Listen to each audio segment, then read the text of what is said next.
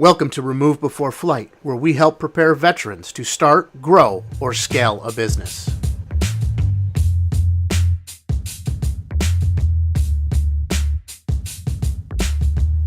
RBF Nation, welcome back to another Sunday with yours truly.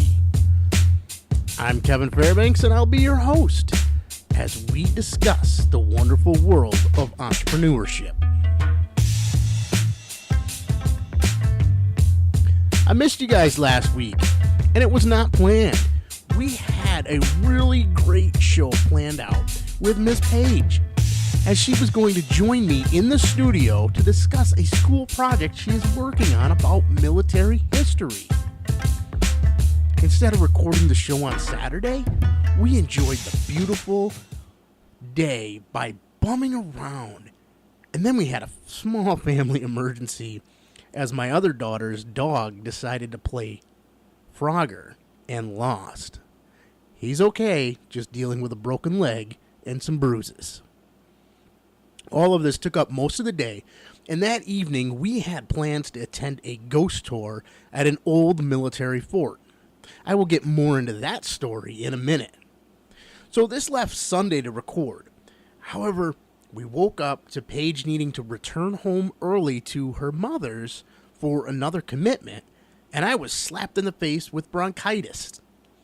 So we'll be working in that planned episode on military history with Paige in a future episode. Before we dig too deep into today's episode, I want to address a listener's feedback I recently received. I'm not going to mention their name, but will address their concern. They stated that they did not think it was right that on this show I mention products and provide links which generate money off of the listeners. All this show is about is making money. This hurts so much. You don't understand. If that's really all they think this show is about, is making money. I spent a lot of time putting together, recording, editing, and producing this show. I don't get paid a salary, and you don't have to pay anything to listen to this show. However, to produce this, it costs time and money. To get some of that money back, we have affiliate links on some of the products we mention. It does not cost you any more. However, these businesses selling give us a percentage of that sale. Am I getting rich? No. These amounts range from a few pennies to a couple of dollars per transaction. We ask for your support to help keep the show on the air by either using these links to purchase products you already planned on purchasing or by sponsoring us on Patreon. So now that we got that BS out of the way, let's talk about this ghost tour. Fort Ontario, located in Oswego, New York, was built in 1755 by the British and was originally built to accommodate about 300 men. In August of 1756, it was destroyed by the French along with other British defenses in Oswego. Construction of a second British at the same location began in around 1759 and used better military technology in the construction. It was designed to accommodate 500 men. During the American Revolution, after the battles of Saratoga, Oriskany, and the siege of Fort Stanwix in 1977, the British were demoralized and abandoned Fort Ontario. In 1778, the second Fort Ontario was destroyed by American troops who were based at Fort Stanwix, located in present-day Rome, New York, which if you ever get the chance to visit, it is worth the trip. Fort Stanwix sits in the middle of downtown Rome. Not that Rome is this huge city, but it just seems funny to see this old fort surrounded by modern-day buildings. So the British reoccupied Oswego in 1782, rebuilding Fort Ontario for the third time. In 1796, the fort was turned over to the United States. The Americans did very little work to the fort before and during the War of 1812. Undermanned and possessing only 6 condemned cannons, Fort Ontario was attacked and destroyed by overwhelming British land and naval forces in May of 1814.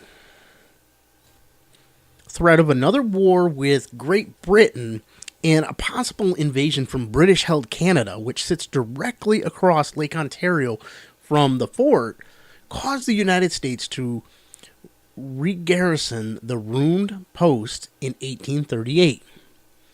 Between 1839 and 1844, the present-day Fort Ontario was built. The failure of Congress to provide funds for major improvements after 1872 began the fort's long period of decline. In 1901, Fort Ontario was abandoned. Finding new life between 1903 and 1905, when the United States expanded the post to battalion size as part of a reorganization of the Army, between 1944 and 46, the fort was used as an emergency refugee center, the only one of its kind in the country for victims of the Nazi Holocaust. In 1946, the fort was transferred to the state of New York and initially was used to house veterans and their families during the post-war period. Development of the fort as a state historical site began in 1949. Okay, wake up. The only reason I gave you all this history lesson in the fort is so that you can see that it has come to see some action in its day from many different walks of life, whether it be British, the French, the Americans. People have been there, the Holocaust, refugees, so with this brings many stories from over the years of people seeing things, hearing things, etc. One could say it's haunted. Now, these ghost sightings and surroundings have been reported at the fort since the 19th century. Fort Ontario is said to be one of the most haunted locations in the U.S.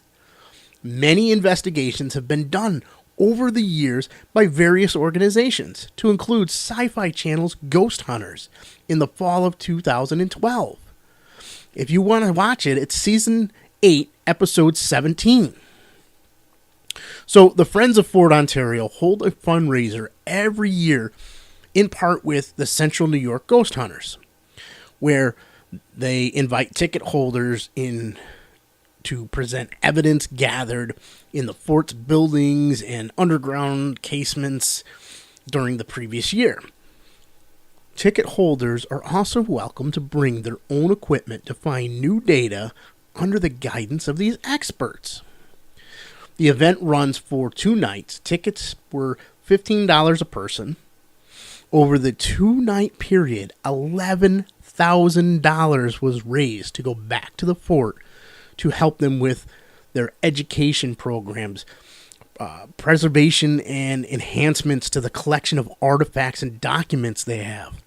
So the money's going to a great cause. Being a historical site, they don't get a lot of funding.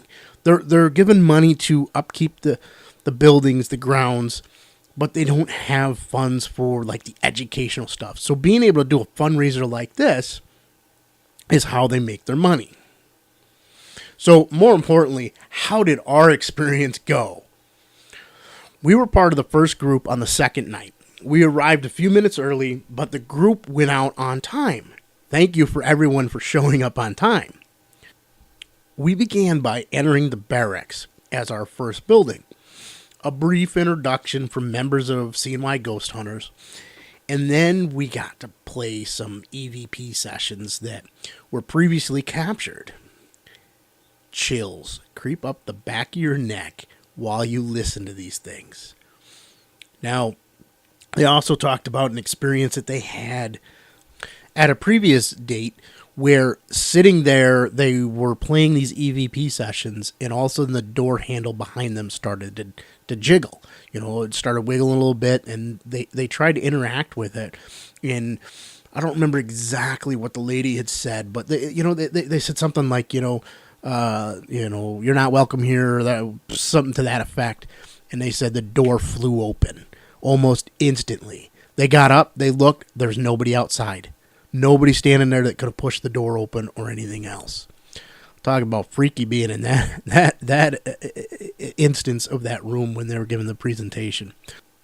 Next, we headed into one of the encasements where we were greeted again by a few members of the ghost hunters who spent time to explain about the various equipment they use, along with some demonstrations of EMF meters and how sometimes natural things can give a false reading. It was while we were in this room that I was leaning on my monopod for my camera, which was resting on a bench in front of me. No one was on my left. Miss Page was sitting to the right of the monopod, and out of the blue, the monopod quickly pulled to the left as if somebody was snatching it. That freaked me out a little bit, but not as much as I was expecting to turn and find somebody standing there. Nope, nothing. On to the next building. We went to the officers' quarters 1, where we did a live EVP session with members of the CNY Ghost Hunters. Things got interesting as people asked questions. Someone asked, were there any Native Americans present? And it quickly responded with a yes. A follow-up question of where are you? And a response of behind the children in the back of the room. Freaky. Requests for David, a known child spirit who roams the grounds, went unanswered, even when enticing him with a ball and a car on the stairs to play with. Overall, an hour and a half spent was well worth the $15 ticket price.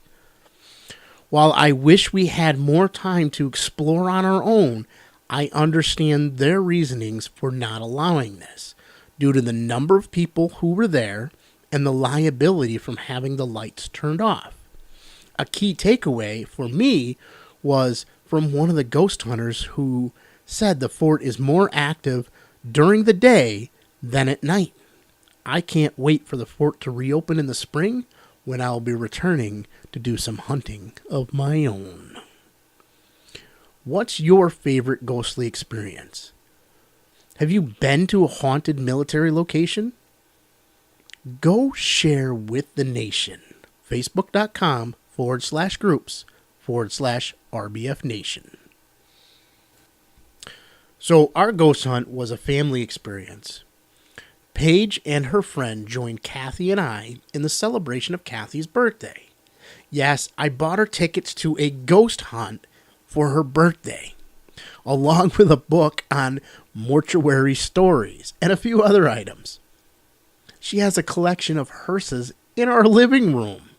No, she's not one of these gothic people. She works in the industry. Why is this important, you ask? Because as entrepreneurs, we sometimes get so focused on our businesses that we forget to take the time for ourselves and time for our family. Here are some reasons why spending time with family is important. It builds self-esteem. Children who spend quality time with their loved ones have self-confidence. They are more sociable because they have a sense that their parents value them. It creates bonds. Spending time with family strengthens family ties. Families who enjoy group activities will develop strong relationships and handle stressful situations with ease. It nurtures positive behaviors. Kids will start to develop positive behaviors because loved ones are influencing them. Adolescents who spend more time with their parents tend not to abuse alcohol or drugs. It creates memories. Another reason for having family time is memories. Children will share more about their lives in situations if you ask them. Start by simply asking, "What happened in school today?" And don't take nothing as an answer. Let them know they have an open dialogue for communication with you. Healthy lifestyle. Your lifestyle will become healthier than before because you have family members there to remind you to eat and eat nutritious meals. And the biggest thing, it relieves stress. Just chatting with loved ones and taking a few minutes off of your business will help you reduce stress. Do not be afraid to talk about your worries with them. You never know where your next bright idea might come from. Yes, everyone has busy schedules, but spending time with your family is a must. Spending time with your children. Get in touch with your teenager. Remember your parents. Make time for your spouse. And most importantly, don't forget to make time for you. Speaking of busy schedules, let me tell you about something I've been looking into and recently purchased. It's an online application called Plutio. It is basically a software that consolidates a bunch of things into one tool. So it's a dashboard productivity platform that lets you do project management, task management, invoices, communicate with other team members, contractors, and clients. You no longer have to juggle 5+ tools or 5 assistants or whatever. The worst and worse is trying to do everything yourself. Plutio lets you organize your business with just one platform. For me, this is a huge savings. I'm sick and tired of logging into 10 different pieces of software that don't talk to one another. Yes, there's things out there like Zapier that allow some of the platforms to talk, but having to double enter all the things 2, 3, 4 times, it's crazy. So Plutio helps freelancers run their business and get more work done efficiently by keeping everything in one place. Now, we've arranged for a special deal. However, this deal is ending in 2 days. It was originally supposed to be announced last weekend, but unfortunately, I wasn't here to go on the air with you. Now, I did promote this in the RBF Nation, and so you can take full advantage of this if you haven't already. And I'm not joking. In 2 days, you will have to purchase this software at full price because the deal will be over. Now, this deal, it's going to be $49 for lifetime access. Normally, Plutio would cost you about $318 a year. You can even stack this deal to take full advantage. One deal gets you 5 staff members access. However, buying 3 deals, like I did, not only gets you 15 staff members, but it also gets you all of the future features for free. Visit kevinfairbanks.com/Plutio. That's Plutio to get your deal today before it's gone. Yes, I do make a couple dollars off of each deal. No, I did not get my copy for free. I paid $147 just like everyone else who bought 3 deals. So don't miss your opportunity to get in on this deal. From time to time, we feature successful veteran entrepreneurs on Remove Before Flight. Today, I want to introduce you to a 7-year-old girl who is the daughter of 2 decorated veterans and is on her 3rd business. One of these businesses, Light, Love, and Pixie Dust, had her on Veterans Day last year handing out over 1,000 pictures of a drawing she did to veterans in the Phoenix, Arizona area at hospitals and places giving away free meals to veterans. We will be sitting down with Neva in a upcoming episode and discussing her entrepreneurial journey. At the age of 7. Wow. Third business. Wow. I can't wait for that interview.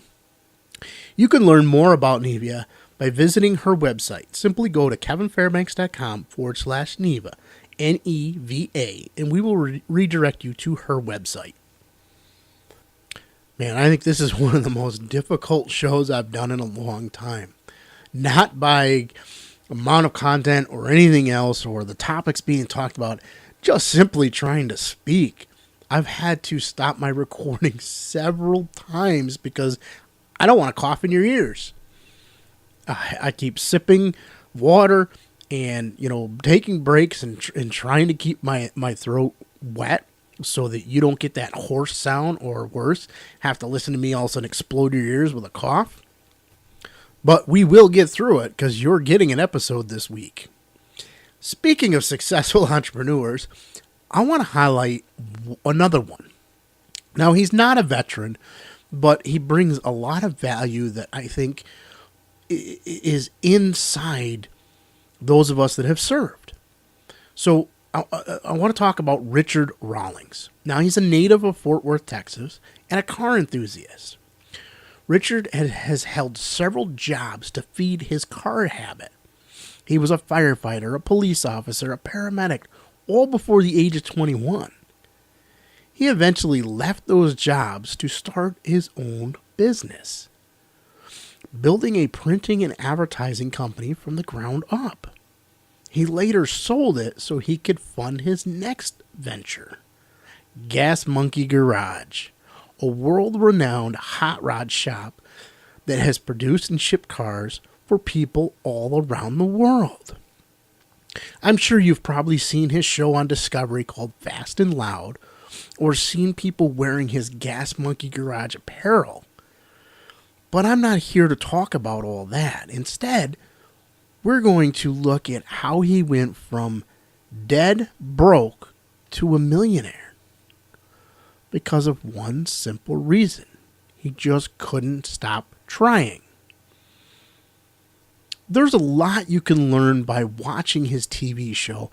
And I'm not talking about, just learning how to fix or restore cars.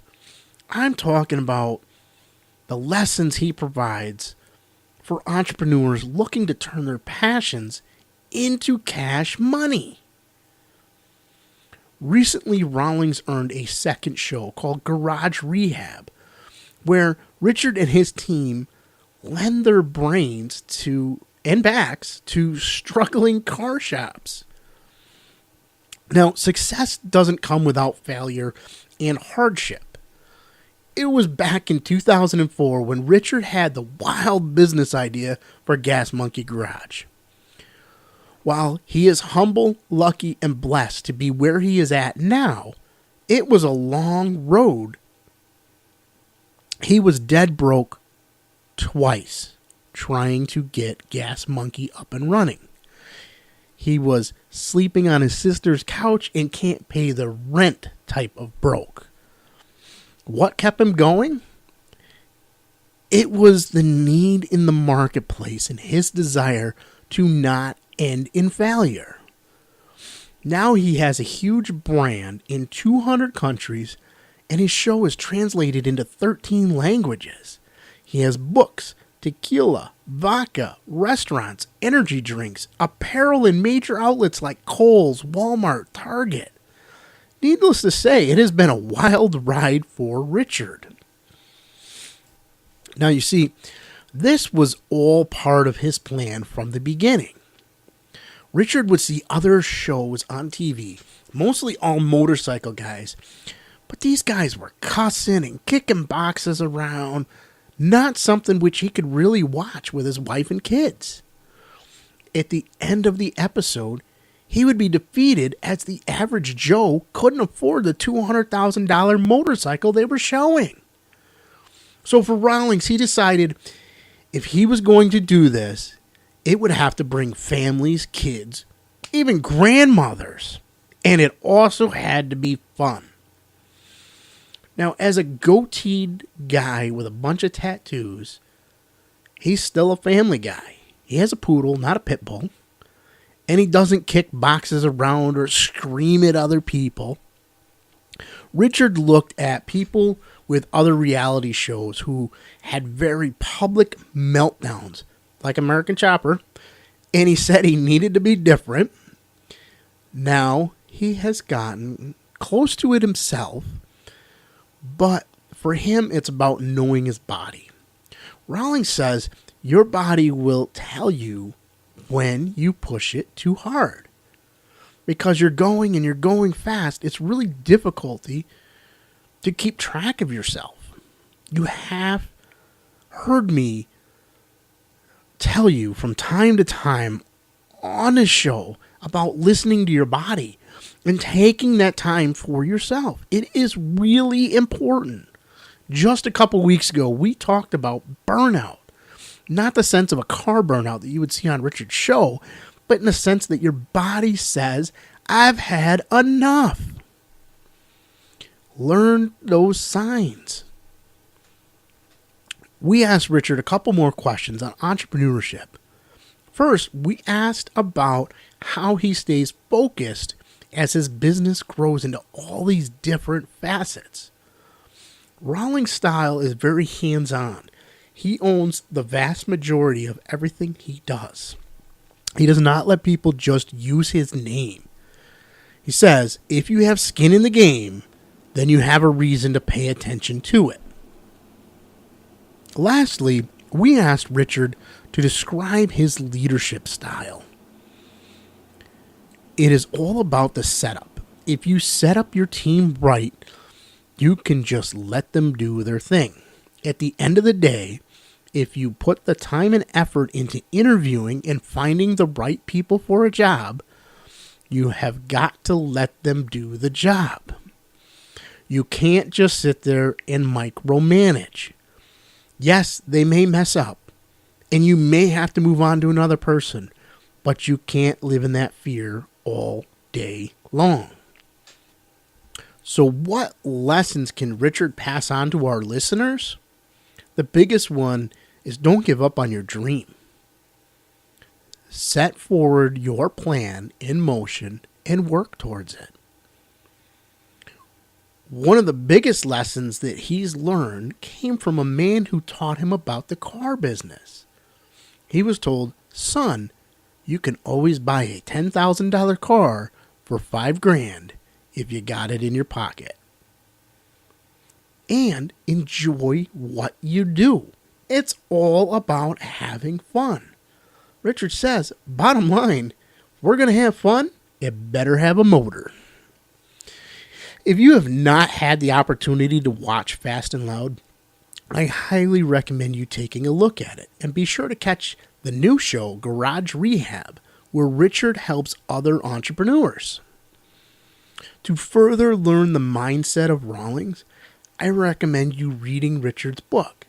I'll have a link to it on the show notes page for this episode at kevinfairbanks.com/RBF019.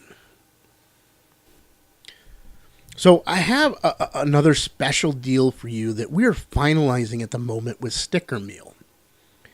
It will be a great opportunity to get some die-cut stickers for your business, or just for fun, at insanely low prices.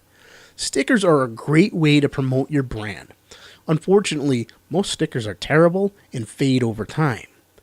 That doesn't have to be the case. Sticker Mule stickers are fade, scratch, and water resistant. I don't have a link for you yet, but we will be announcing it later this week. Be sure to join our Insiders Club or the RBF Nation to get the inside scoop to what we have in the works for you before anyone else knows. You can join the Insiders Club for free by visiting kevinfairbanks.com and signing up at the bottom of the page. All of our email marketing campaigns go through a software called ConvertKit.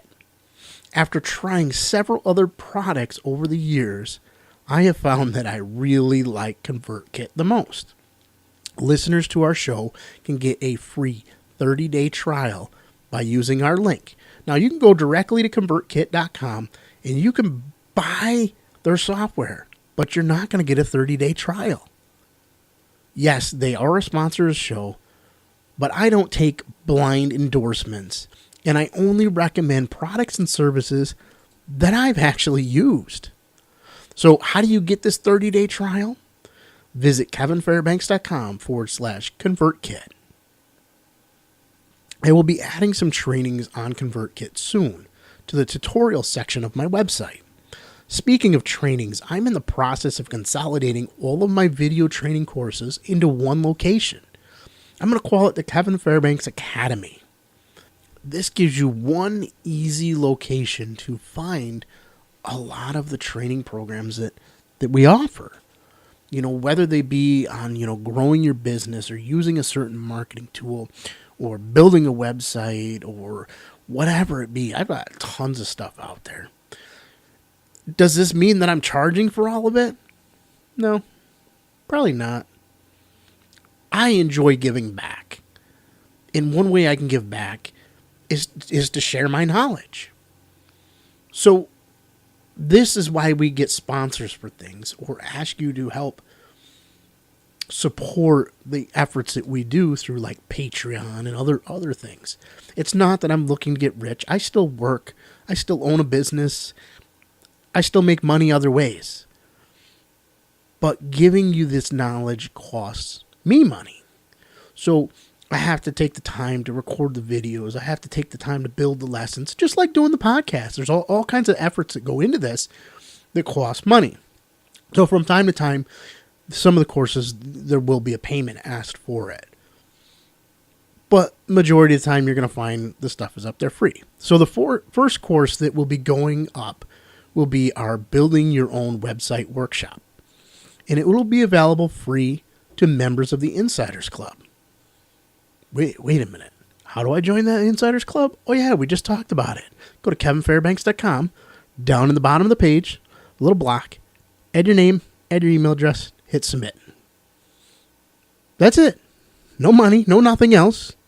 Free. All right, that's about all the time I have for an episode this week. We hope you enjoyed the content today. Be sure to rate our show on iTunes. And if you've not already subscribed via your favorite podcast software, please do so today. The Change Your POV Podcast Network has many great shows for you to listen to. I don't want to see you miss an episode. All right, everybody, it's time to wrap up this show and get out of here. Life is short. Don't just dream, do. We will see you next week on Remove Before Flight. Thank you for listening.